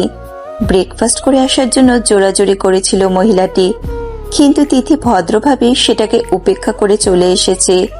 বাসায় ফিরে সকালের রান্নাটা সেরে নিল তিথি। খেয়ে দিয়ে কিছুক্ষণ বিশ্রাম নিয়ে আবারও বেরিয়ে পড়ল চাকরির আশায়। একটা কোম্পানির সামনে গিয়ে দাঁড়ালো তিথি। গেটের কাছে দারোয়ান বসে ঝিমোচ্ছে। তিথির পায়ের শব্দে ধরফড়িয়ে উঠে দাঁড়ায় দারোয়ান। তিথি লোকটির সামনে দাঁড়ানো। তিথিকে দেখে ভ্রু বাঁকা করে বলল, কি চাই? চাকরি। সরাসরি বলল তিথি। লোকটি হু হু করে হেসে দিল তিথির কথায়। তিথি বিরক্তিভাবে লোকটির হাসি দেখছে। লোকটি হাসতে হাসতে বলল, আমারে কেটা চাকরি দেয়? আমি নিজেই পরে চাকরি করি, আপনারে কেমন চাকরি দিব আমি? লোকটি আবারও হাসলো। তিথি এবার বেশ বিরক্ত হয়ে গেল। বলল, আপনার কাছে আমি কি চাকরি চেয়েছি? তয় অবাক হয়ে বলল লোকটি। আমি ভেতরে যাব। দুঃখিত আপা, ভিতরে যাওয়া যাইতো না। আপনি আর 2 দিন আগে আইলে হয়তো চাকরি পাইতেন। 2 দিন আগে লোক নিছে ওরা। লোক নেওয়া শেষ, আমারে না করছে যেন বাইরের কাউরি ঢুকবার না দেই। তিথি একরাশ হতাশা নিয়ে ফিরে এলো সেখান থেকে। আরো কয়েক জায়গায় চেষ্টা করলো তিথি, কিন্তু ওই যে কথায় আছে, আভাগী যেই দিকে যায় সাগর শুকিয়ে যায়। তিথির ক্ষেত্রেও সেই রকম কিছু হচ্ছে। দুপুরের পরে বাসায় ফিরে তিথি। ফ্রেশ হয়ে দুপুরের খাওয়া সেরে নেয় দ্রুত। বিকালে আবারও প্রাইভেট পড়াতে যেতে হবে, একটু রেস্ট নেওয়া দরকার এখন। শরীরটা বিছানায় এলিয়েছে কি তখনই ঘরে ঢুকলো ময়না। ময়নাকে দেখে তিথি বসতে বসতে বলল, আরে ময়না, এসো এসো। ময়না এসে তিথির পাশে বসলো। মুখটা ভার হয়ে আছে ময়নার। তিথি বলল, মন খারাপ তোমার? না। তাহলে মুখটা কেমন মলিন দেখাচ্ছে যে? আব্বাই বকছে। তিথির মুখটাও কালো হয়ে গেল। ময়না নিচের দিকে তাকিয়ে আছে। কিছুক্ষণ নীরব থাকার পর তিথি বলল, সেদিন কোথায় গিয়েছিলে ময়না? আর এত রাত করে এই বখাটে ছেলেটার সাথেই বা ফিরলে কেন? রবিন ভাই বখাটে না আপা, বখাটে তো ওই বন্ধুরা ওর। তিথি অবাক হলো। কিন্তু আমি তো জানি ওই ছেলেটা বখাটেদের লিডার। রবিন ভাই কোনো লিডার ফিডার না। রবিন ভাইয়েরা অনেক বড় লোক, অগো পাওয়ার অনেক। হের লাইগা হের খারাপ খারাপ বন্ধুরা হের নাম্বাই চা খায়। তিথি চোখ মুখ শক্ত করে বলল, তুমি যতই বলো ময়না, আমি একটুও বিশ্বাস করি না যে ওই ছেলেটা ভালো। ভালো ছেলেদের কিভাবে খারাপ বন্ধু থাকতে পারে? আর ভালো হলে সেদিন আমার সাথে বাজারে এরকম একটা জঘন্য কাজ করতে পারতো। কি করছে রবিন ভাই আপনার লগে? যা করেছে সেটা খুবই জঘন্য কাজ। তোমার কি হয়েছিল সেদিন? ময়না মাথা নিচু করে ফেললো, বলল, সেই দিন আমি দুপুরের দিকে দোকানে গেছিলাম। দোকান থেকে যখন বাসায় আসমু তখন দেখি একটা লোক সাপের খেলা দেখাইতেছে। অনেক মানুষ খেলা দেখতেছিল তখন। আমিও গেছিলাম খেলা দেখতে। বিকালে খেলা শেষ হইল। আমি ফিরতে নিলে দেখি আমার হাত কেউ ধইরা রাখছে। অনেক টানাটানি কইরাও ছুটতে পারছিলাম না। যখনই চিৎকার দিমু তখনই ওই পোলাগুলো আমার মুখে রুমাল চাইপা ধরলো। পোলাগুলো মানে? অনেকগুলো ছেলে ছিল? হ। নিচের দিকে তাকিয়ে বলল ময়না। তিথি আটকে উঠল, বলল, তোমার কোনো ক্ষতি করেনি তো ওরা? কি হয়েছিল তারপর? আমার যখন জ্ঞান আইলো তখন দেখলাম রাইত হইয়া গেছে। একটা ঘরের মধ্যে বন্দি আমি। আমি কানতে লাগলাম জোরে জোরে, কিন্তু কেউ আইলো না আমারে বাঁচাইতে। ময়না একটু থামলো, জোরে জোরে কয়েকটা নিঃশ্বাস নিয়ে আবারও বলল, একটু পরে শুনি বাইরে থেকে কয়েকজন বলা বলি করতেছে আমারে নাকি আগে নষ্ট করব, এরপর আমারে মাইরা ফেলাইব। ময়না কেঁদে দিল এইটুকু বলে। তিথি আতঙ্কিত চোখে তাকিয়েছে ময়নার দিকে। ময়নার চোখ দুটো ছলছল করছে। আমারে ওরা ঘরে বন্দি কইরা থইছে তখন ভাঙা বেড়া দিয়া। রবিন ভাইরে দেখা আমিও ভাবলাম হেও মনে হয় ওগুর লগে আইছে। আমি আরো ভয় পাইলাম, কিন্তু ওদের কথাগুলো শুই না মনে হইল রবিন ভাই কিছুই জানে না। আর হেরাও রবিন ভাইকে এখান থেকে জাইনের লয়গা তারা দিতাছে। রবিন ভাই যখন যাইতে নিল আমার আত্মা কাইপা উঠল। আমি জোরে চিল্লাইয়া ডাকলাম রবিন ভাইরে। আমার ডাক শুই না রবিন ভাই থাইমা গেল। বন্ধুদের সাথে ধস্তাধস্তি কইরা ঘরে আইসা দেখলো আমি কান্তাছি। আমি সব কইলাম ভাইরে। পরে ওর বন্ধুরে মাইরা আমারে ওইখান থেকে নিয়ে আইলো। ময়না কাঁদছে। তিথি স্তব্ধ। কি শুনল সে এতক্ষণ? রবিনকে কখনো তার কাছে এতটা ভালো মনে হয়নি, কিন্তু ময়না যে বর্ণনা দিল তাতে তো মনে হয় না ছেলেটা খারাপ। তাহলে তিথির সাথে কেন এমন করলো সেই দিন? ময়নার জন্য খারাপ লাগছে বড্ড। মেয়েটা শখ পেয়েছে অনেক। বিকালে ইভানাকে পড়ানোর উদ্দেশ্যে রওনা করলো তিথি। হেঁটেই যাচ্ছে সে। একটু আগেই বেরিয়েছিল তিথি, যেন হেঁটে গিয়ে টাইমটা মেনটেন করতে পারে। রিক্সা করে গিয়ে টাকাগুলো খরচ করতে যাচ্ছে না সে। ইভানাকে পড়ানো শেষ করে ফিরতে নিলে ইভানার মা তিথিকে বলল, বসো দিদি, কথা বলি তোমার সাথে। সন্ধ্যা হয়ে গেছে ভাবি, আমাকে ফিরতে হবে। কোনো সমস্যা হবে না ফিরতে, অনেক রাত পর্যন্তই মানুষ যাতায়াত থাকে রাস্তায়। রিয়ানাও তাল মিলালো সাথে। অগত্যা বসতে হলো তিথিকে। তোমার কে কে আছে দিদি? শান্তভাবে জিজ্ঞাসা করলো ইভানার মা। তিথি একটা তাচ্ছিল্যর হাসি হেসে বলল, আমার কেউ নেই ভাবি। কেউ নেই মানে? আমার এই দুনিয়াতে কেউ নেই, আমি এতিম। বুকে ব্যথা অনুভব করলো ইভানার মা। 9 বছর থেকে এতিমখানায় ছিলাম। কিছুদিন আগে 18 বছর পার হওয়ায় সেখান থেকে চলে আসতে হয়েছে আমাকে। সেখান থেকে ইন্টার পাস করেছি, ভার্সিটিতে অ্যাডমিশন নিয়েছি। রিয়ানা আর ইভানার আম্মু দুইজনেই বড় রকমের শখ খেলো। তিথি একটা এতিম মেয়ে, কেউ নেই দুনিয়াতে মেয়েটার, তবুও মেয়েটা কিভাবে এতটা হাসি খুশি থাকে। ইভানার মা ব্যথিত কণ্ঠে আবারও বলল, এখন কোথায় থাকো তুমি? বস্তিতে। বাতাসের বেগ বেড়ে চলেছে, সেই সাথে মনের ঝড়টাও আস্তে আস্তে বাড়ছে। এই মনের ঝড়ের সাথে কেউ কখনো পেরে ওঠে না। মনের ঝড়টা বড্ড বেসামাল, যখন তখন উঠে পড়ে। এই ঝড়টাকে কখনোই নিয়ন্ত্রণ করতে পারে না তিথি। কিছুক্ষণ আগে নিজের কষ্টগুলোর কথা ব্যক্ত করায় মনের কষ্টটা কিছুটা হালকা হয়েছে, কিন্তু ঝড়টা বেড়ে গেছে। কিছু একটা না বলতে পারায় তিথির মনে কেউ আছে কিনা সেটা ওরা জিজ্ঞেস করেনি, করলে হয়তো সেটা বলে মনটাকে হালকা করত তিথি, কিন্তু না, এই ব্যাপারে কেউ কিছুই জিজ্ঞাসা করেনি। তাই তিথির মনটা ভারী হয়ে গেছে খুব। প্রচন্ড রকম বাতাস বইছে বাইরে। এই বাতাসের মধ্যে তাড়াহুড়ো করে আসছে তিথি, যে কোনো সময় বৃষ্টি নামতে পারে, তাই রিক্সা নিয়ে নেওয়াটাই জরুরি। কিন্তু একটা রিক্সাও নেই আশেপাশে। তাড়াহুড়ো করে আসতে গিয়ে কিছু একটার সাথে বাড়ি খেলো তিথি। সামনে তাকাতেই দেখলো কেউ একজন দাঁড়িয়ে আছে ওর দিকে তাকিয়ে। মুহূর্তে ময়নার বলা ঘটনাটার কথা মনে পড়ে গেল তিথির। আত্মারাম কেঁপে উঠল ওর।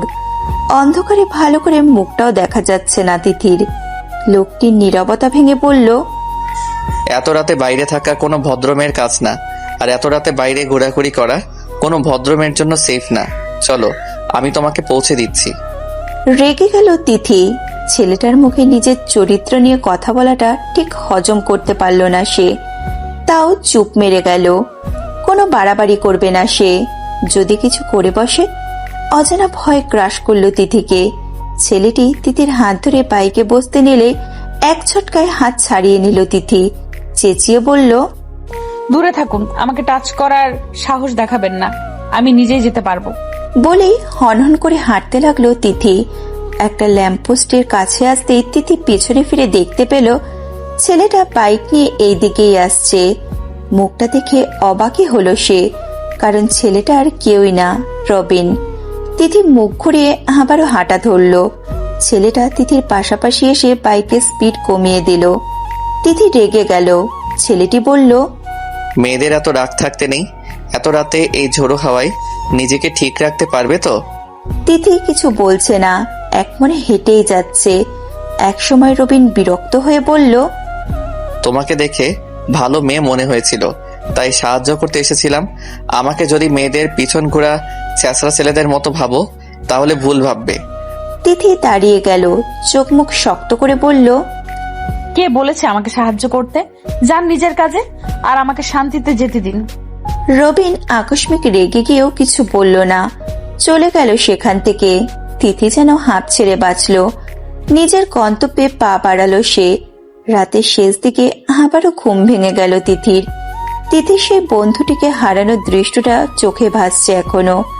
এতক্ষণ স্বপ্নে এটাই দেখছিল সে। যেদিন এই ছোট্ট দুটো বাচ্চাকে আলাদা করা হয়েছিল, সেই দিন কি হৃদয় বিদারক কান্নাই না কেঁদেছিল দুইজনে। কিন্তু ভাগ্য সহায় হয়নি সেই দিন।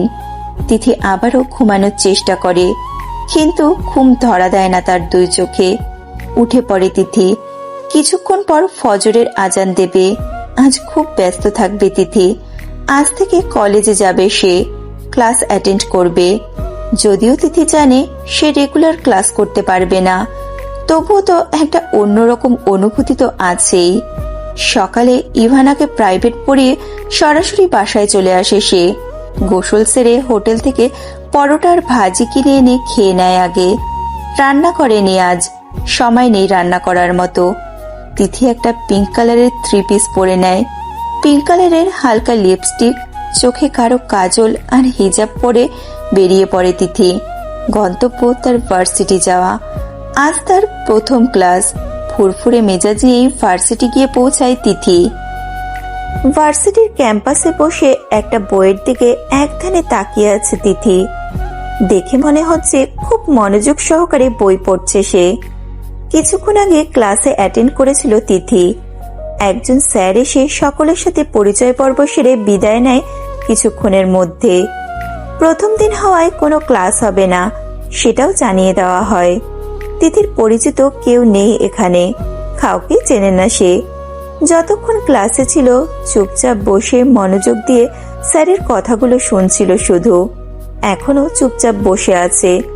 কিছুক্ষণ এইভাবে বসে থেকে উঠে পড়ল বাসার উদ্দেশ্যে। ভার্সিটির গেট দিয়ে বের হয়ে ডানে মোড় ধরে এগোতে থাকলো তিথি। হেঁটেই বাসায় যাবে সে, হাতে যথেষ্ট সময় আছে।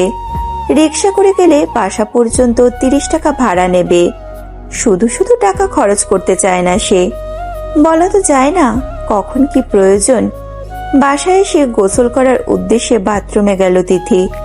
বস্তির বাথরুম বলতে যা বোঝায় আর কি, পুরুষ মহিলা একই সাথে অর্ধনগ্ন হয়ে গোসল করছে। একই সাথে অনেক মহিলা পুরুষ গিজগিজ করছে গোসলখানাটায়। দুপুরবেলা হওয়ায় ভিড়টা বেশি হয়ে গেছে সেখানে। তিথি তো কিনগিন করছে দেখেই। গোসল না করে রুমে চলে আসতে উদ্যত হলো তিথি। একজন বয়স্ক মহিলা তিথিকে ফেরত আসতে দেখে বলল, ওই মাইয়া যাওগা এ আহো আমাগো লগে নাই হ্যাঁ লাও আইয়া ইস হইব না, বেড়া মানুষ দেহকা শরমে কিচ্ছু নাই, আমরাই আহো আহো। তিথি বিনিময়ে কিছুই বলল না। বিরক্ত ভাব নিয়ে ফিরে এলো রুমে। কাজ জ্বালা করছে ওর। বস্তির মানুষগুলোর মধ্যে ন্যূনতম সেন্স বলতে নেই।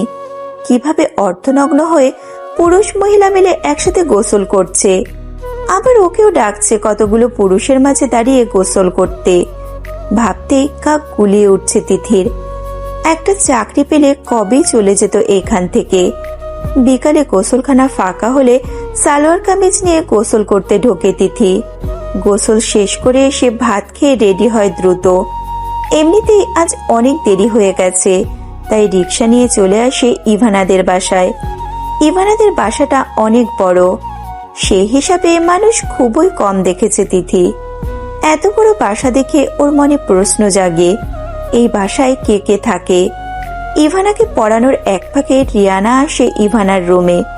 রিয়ানাকে দেখে একটা সৌজন্যতার হাসি হেসে তিথি বলে, বসুন প্লিজ। রিয়ানা হেসে বলে, আমি তোমার বয়সী হব তিথি, আমাকে তুমি করেই বলতে পারো। তিথি হেসে মাথা নেড়ে সম্মতি জানায়। রিয়ানা তিথিকে কিছুক্ষণ ভালো করে দেখে, তারপর শান্ত গলায় বলে, তোমাকে দেখে মনেই হয় না তুমি এতিমখানার মেয়ে, মনে হয় তুমি অনেক ভালো একটা ফ্যামিলির মেয়ে। তিথি হেসে বলে, এতিমখানায় বড় হলে কি কেউ ভালো ফ্যামিলির হয় না? সে হয়, কিন্তু এতটুকু বলে কিছু একটা চিন্তা করে রিয়ানা। তিথি হেসে কথা ঘুরিয়ে বলে, তুমি ইভানার খালা তাই না? ও তিথি, খালা বলো না প্লিজ, নিজেকে কেমন বুড়ি বুড়ি লাগে। চোখ মুখ কুচকে বলে রিয়ানা। তিথি হেসে দেয়। রিয়ানা বলে, তুমি খুবই অদ্ভুত তিথি, তোমার এত দুঃখ এই দুনিয়াতে কেউ নেই তোমার, তাও কথায় কথায় কিভাবে হাসতে পারো তুমি, আমি খুবই অবাক। এবারেও তিথি কিছু বলল না, বিনিময়ে শুধু নিঃশব্দে হাসলো। রিয়ানা প্রসঙ্গ পাল্টে বলল, সে যাই হোক, তুমি ঠিকই ধরেছ, আমি ইফানার খালামণি, ওর মা আমার আপন বড় বোন, এটা আমার দুলাভাইয়ের বাসা। সেটা আমি বুঝতে পেরেছি রিয়ানা। আর কি কি বুঝতে পেরেছো তুমি? তিথি কিছুক্ষণ কি যেন ভাবলো, তারপর বলল, আমি বুঝতে পেরেছি তুমি অনেক ভালো একটা মেয়ে। নিজের প্রশংসা শুনে রিয়ানা খুশি হয়ে গেল। ঠোঁটের কোণে হাসি ফুটিয়ে বলল, কিভাবে বুঝলে? তোমরা এতটা ধনী হয়েও আমার মতো একটা এতিমখানায় বড় হওয়া মেয়ের সাথে ভালো ব্যবহার করছো। আমি বস্তিতে থাকি শুনেও আমাকে একটুও ঘৃণা করনি, অবজ্ঞা করনি, উল্টো আমার সাথে ফ্রেন্ডলি বিহেভিয়ার করছো। এর থেকে কি প্রমাণ হয় না তুমি যথেষ্টই ভালো একটা মেয়ে? রিয়ানা মুচকি হাসলো তিথির কথায়, বলল, তোমার সাথে আমার একটা মিল আছে তিথি। আমার সাথে তোমার কি মিল থাকতে পারে? অবাক হয়ে বলল তিথি। রিয়ানার মুখের হাসি মিলিয়ে গেল। মুখটায় ঘন কালো মেঘ হানা দিয়েছে এই মুহূর্তে। থমথমে মুখ নিয়ে সে বলল, তুমিও এতিম, আমিও এতিম। তিথি অবাক হলো রিয়ানার কথায়। কিছুক্ষণ চুপ থেকে রিয়ানা আবারও বলল, পার্থক্য শুধু এটাই, তোমার মাথার উপরে কোনো ছাদ নেই আর আমার মাথার উপরে ছাদ আছে, আর সেই ছাদটা হলো আমার বোন, মানে ইফানার মা। বাসায় ফিরতে ফিরতে প্রায় 7:30 বেজে গেছে। পরনের কাপড় পাল্টে দ্রুত রান্না চাপালো তিথি। রান্না সেরে বই নিয়ে বসে পড়ল তিথি। কিছুক্ষণ বইয়ে মুখ গুজে আবারও বইটা রেখে দিল আগের জায়গায়। হাতের জমা টাকাগুলো প্রায় শেষ হয়ে গিয়েছে। গতকাল 3টে বই কিনেছে সে। ক্লাস করে বাসায় পড়তে না পারলে কিছুই মাথায় থাকবে না ওর। বাকি বইগুলো ইভানের বেতনের টাকা পেলেই কিনে নেবে। পড়া থেকে উঠে জগটা নিয়ে কলে গেল পানি আনতে। একটা মধ্যবয়স্ক লোক কলপারের সামনে বসে সিগারেট টানছে। তিথিকে দেখে আর চোখে বারবার ওর দিকে তাকাচ্ছে কিভাবে যেন। ব্যাপারটা তিথির চোখ এড়ালো না, তবুও সেটাকে পাত্তা না দিয়ে নিজের কাছে মন দিল তিথি। পানি নিয়ে এসে রাতের খাওয়া সেরে নিজের মশারিটা নিয়ে শুয়ে পড়ল ও। আনুমানিক রাত 12:30 কি 1:45। তিথির ঘুম ভেঙে গেল। তিথি নিজের গায়ে কারো উষ্ণ নিঃশ্বাস অনুভব করছে। কেউ তিথির গায়ে বাজেভাবে স্পর্শ করছে খুব। অজানা ভয় গ্রাস করলো তিথিকে। প্রচন্ড ঘামছে তিথি। ওইদিকে গায়ের উপর জেলা বাজে স্পর্শটা বেড়েই যাচ্ছে ক্রমে। তিথি কি করবে না করবে ভাবতে পারছে না। আচমকাই এক কাজ করে বসলো তিথি। শুয়ে থেকেই তিথির পায়ের হাঁটু দিয়ে লোকটির মেন পয়েন্টে দিল এক লাথি। বেশ জোরে সোরে লাথি দেওয়ায় অদ্ভুতভাবে শব্দ করতে করতে দূরে সরে গেল। তিথি ধরপড়িয়ে উঠে বসে জোরে সোরে চিৎকার দিল। সাথে রুমের দরজার সামনে গিয়ে দাঁড়ালো ও, যেন লোকটি পালাতে না পারে। এতক্ষণে লোকটি তিথির সাথে প্রায় লড়াই শুরু করে দিয়েছে বের হওয়ার জন্য। অন্ধকারে লোকটির মুখ দেখতে না পেলেও ওর সাথে লড়াই চালিয়ে যাচ্ছে তিথি। যেভাবেই হোক লোকটিকে বের হতে দেবে না সে। এর মাঝে আরো কয়েকবার জোরে জোরে চেঁচালো তিথি। জমিলা সহ আরো অনেকেই এসে উপস্থিত হলো ঘরের সামনে। এত রাতে তিথির রুম থেকে চিৎকার শুনে অনেকেই ভড়কে গিয়েছিল। ময়না ঘরে ঢুকে আগে লাইটটা জ্বালালো। লোকটির মুখ দেখে অবাক হয়ে গেল তিথি। এইটা তো সেই লোক যাকে পানি আনার সময় দেখেছিল সিগারেট খেতে। ঘরে এলো কিভাবে? জমিলা লোকটাকে দেখে তেড়ে এসে বলল, কি রে কবিরটা, তুই এইখানে এত রাইতে কি করস? লোকটি উঁচু গলায় বলতে লাগলো, আমি কিছুই করি নাই, যা করানোর ওই মাইয়াই করছে। জমিলা অবিশ্বাসের সুরে কপাল কুঁচকে বললেন, কি করছে তিথি? লোকটি কিছু বলতে পারল না। জমিলা তিথির দিকে তাকিয়ে দেখলো মেয়েটা ঘামছে অনেক। চোখে মুখে ভয়ের রেশ এখনো কাটেনি। ভয়ার্থভাবে তাকিয়ে আছে কবিরের দিকে। জমিলা তিথিকে নীরব থাকতে দেখে বলল, কি মাইয়া, এই কবিরটা তোমার ঘরে কেন? তিথি করুণ চোখে তাকালো জমিলার দিকে। কিছুক্ষণ শান্ত থেকে পুরো ঘটনাটা খুলে বলল জমিলাকে। জমিলা চোখ মুখ শক্ত করে বলল, তোর তো খবর আমি নিয়ে আই সারমো কবিরটা রে। এর আগেই তুই বহুত আকাম করছো। বস্তির পুরানো লোক দেখা বহুত মাপ করছি তোরে, কিন্তু অহন তুই শেষ।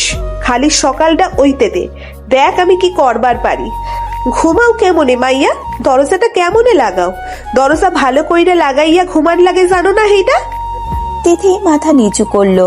কিচ্ছু বলার মতো শক্তি ওর এই মুহূর্তে নেই। কিছুক্ষণ আগে ওর উপর দিয়ে কি হতে যাচ্ছিল সেটা ভেবে হাতকে উঠছে বারবার। জমিলা সেটা বুঝতে পেরে ময়নাকে বলল, ময়নালো, তুই আইসি তিথির লগে থাক, দরজাটা ভালো কইরে লাগাইয়া ঘুমাইবি, আমি গেলাম। জমিলা চলে গেল। যাওয়ার আগে কবিরকে টেনে হিচড়ে নিয়ে গেল সাথে। তিথি এখনো ঘোরের মধ্যেই আছে। যখনই মনে হচ্ছে আজ ওর সাথে খারাপ কিছু হতে যাচ্ছিল, তখনই কেঁপে কেঁপে উঠছে সে। ময়না সেটা লক্ষ্য করে বলল, ডরাইও না তিথি আপা, আম্মা যখন কইছে তখন এর একটা পথ কইরাই সারাবো মাই। তুমি তো মায়েরে চিনো না, মাই আমার এক কথার মানুষ। তিথির ভাবাবেগ হলো না। ময়না একপাশ ফিরে শুয়ে ঘুমিয়ে গেল কিছুক্ষণের মধ্যেই। সারা রাত এপাশ ওপাশ করে পার করলো তিথি। ঘুম তার চোখের ধরাছোঁয়ার বাইরে। ফজরের আজানের কিছুক্ষণ আগে ঘুম এসে তার চোখে ধরা দিল। ঘুম থেকে উঠে ফোনটা হাতে নিয়ে সময়টা দেখে থতমত খেয়ে গেল তিথি। 12:45 বাজে। মানে কি, টাইমটা কি নষ্ট হয়ে গেছে? চোখ কচলাতে কচলাতে বাইরে গেল সে।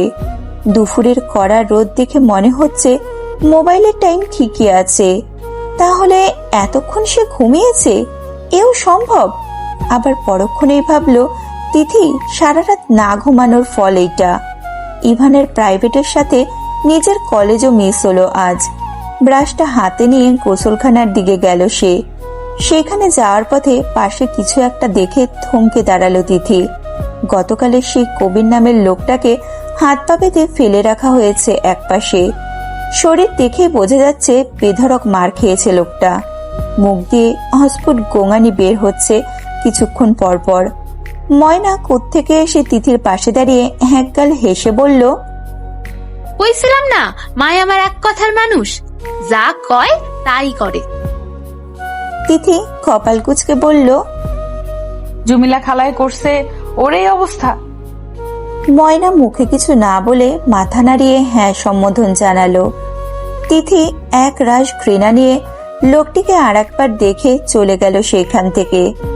বিকেলে ইভানাদের বাসায় গিয়ে বিশেষ লাভ হলো না তিথির। ইভানার মা তিথিকে হাসি মুখে বসতে বলে ভেতরে চলে গেলেন তিনি। তিথি ড্রয়িং রুমের সোফায় বসে আবারও চারপাশটা দেখতে লাগলো। ইভানার মা হাতে একটা মিষ্টির বাটি নিয়ে তিথির সামনে এসে বসে মিষ্টির বাটিটা রাখতে রাখতে বললেন, মিষ্টিগুলো খেয়ে নাও তিথি। তিথি একগাল হেসে বলল, কিসের মিষ্টি ভাবি? আমার এক দেবর আসছিল আজ, সে এনেছে মিষ্টিগুলো। ইভানা আর রিয়ানা ওর সাথে গেছে ওদের বাসায় বেড়াতে। তিথি হেসে একটা মিষ্টি হাতে নিয়ে ওতে ছোট্ট করে একটা কামড় বসালো। মিষ্টি খেতে খেতে বলল, আসলে ভাবি আমি সরি, আজ সকালে আসতে পারিনি। ইভানার মা আবারও হেসে ফেললো, বলল, আরে খেতে দিবে নাকি মেয়ে? কোনো প্রবলেম নেই, আমি বুঝতে পেরেছি তুমি হয়তো কোনো প্রবলেম ছিল তাই আসোনি। তিথি অবাক হলো মহিলার কথায়। তিথিকে অবাক করে দিয়ে উনি আবারও বললেন, রিয়ানা তো বলছিল তোমার খবর নেওয়া দরকার, তুমি কোনো বিপদে পড়েছ কিনা সেটা ভেবেই অনেক দুশ্চিন্তা ছিল। তোমার বাসার ঠিকানা আমরা জানি না, জানলে রিয়ানা ঠিকই চলে যেত তোমার খোঁজে। তিথি অবাকের চূড়ান্ত সময় পৌঁছে গেল। কোথায় প্রাইভেট মিস হওয়ায় বকাচকা অথবা রাগ দেখাবেন, সেখানে ওনারা এতটা পজিটিভ চিন্তা পান কোথা থেকে? তিথি আশেপাশে চোখ বোলালো কিছুক্ষণ। ইভানার মা সেটা খেয়াল করে বললেন, কোনো সমস্যা তিথি? কিছু কি খুঁজছো তুমি? তিথি মুচকি হেসে বলল, প্রায় 1 মাস হয়ে যাচ্ছে আমি এখানে পড়াচ্ছি। ইভানা, রিয়ানা আর আপনাকে ছাড়া তো আর কাউকে দেখলাম না। ভাইয়া কোথায় আর কে কে থাকেন এই বাসায় আপনারা? তিথির কথায় কিছুটা হতাশ ভঙ্গিতে উনি বললেন, আর তোমার ভাইয়া? ও তো আছে ওর বিজনেস নিয়ে, বছরে বেশিরভাগই সে বিদেশেই থাকে বিজনেসের জন্য। আর আছে বলতে একটা দেবর আছে, সেও ছন্নছাড়া হয়ে ঘোরে। অবশ্য স্টুডেন্ট হিসেবে বেশ ভালো, প্রতিবারই ফার্স্ট ক্লাস পায়। মাস্টার্স ফাইনাল দিয়েছে, এখনো রেজাল্ট হয়নি। সে রাতে আসে, ভোর হতেই বেরিয়ে যায়। বাসায় থাকার মতো আমি আর আমার বোন আর ইভানাই থাকি। তিথি মন খারাপ করে বলল, তাহলে আজ আপনি একা হয়ে গেলেন? তা ঠিক। মহিলা কিছু একটা ভাবতে লাগলেন। এরই মাঝে তিথি বললেন, আমি তাহলে আসি। ইভানারা আসলে আমাকে একটা ফোন দিবেন ভাবি। তিথি চলে যেতে নিলে ফট করে ইভানার মা বলে উঠল, আজ থেকে যাও না তিথি। তিথি ভেবা চাকা খেয়ে পেছনে তাকালো। ইভানার মাকে উদ্দেশ্য করে বলল, আমাকে বললেন কথাটা? উনি ভ্রুকুচকে বললেন, তুমি ছাড়া এখানে আর কেউ আছে নাকি? তিথি স্বাভাবিকভাবেই বলল, আসলে আমার মতো এতিমখানায় বড় হওয়া মেয়ে, এর মধ্যে আবার বস্তিতে থাকি আমি, আপনাদের বাসায় থাকার কথাটা কিভাবে বললেন? কথাটা ঠিক হজম হচ্ছে না আমার। ইভানাদের কিচেন রুমের এক কোনায় দাঁড়িয়ে আছে তিথি। ইভানার মা মনোযোগ সহকারে রান্না করে যাচ্ছে। তখন তিথিকে থাকতে বলার পর তিথির ওই রকম একটা নেগেটিভ উত্তরের আশা করেননি ইভানার মা। তিনি করুণ দৃষ্টিতে তিথির দিকে তাকিয়ে বলেছিলেন, এতদিন এখানে আসা যাওয়া করছো, তারপর আমাদেরকে চিনতে পারলে না তুমি তিথি? এই কথাটা কিভাবে বললে তুমি? আমরা এতটাই খারাপ তোমার চোখে? ওনার কথায় তিথি ভ্যাবাচাকা খেয়ে গেল কিছুটা। আসলে এইভাবে কথা বলাটা তিথির উচিত হয়নি। ওরা যে কতটা ভালো সেটা ওনাদের কোনো দুশমনও হয়তো অস্বীকার করতে পারবে না। তিথি নিজেকে সামলিয়ে